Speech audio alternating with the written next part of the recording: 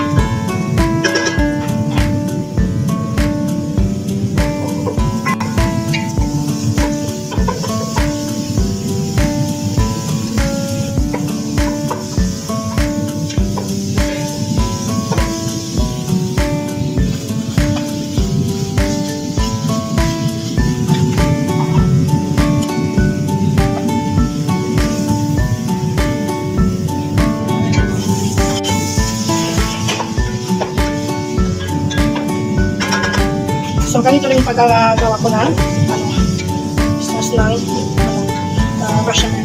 Meron tayo ng black pepper, mga paminta. Ating paprika. Ito naman yung ating mixed spices. Black lemon powder. Turmeric powder. Kurkum. Camon powder.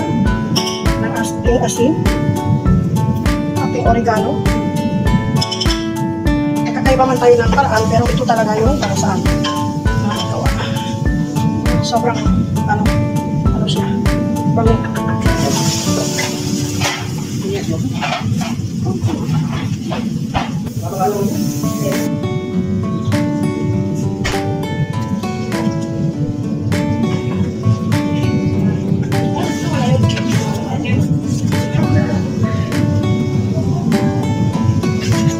Kung gusto niyo naman sa mapula pa, ay mag-add kayo ng tomato paste.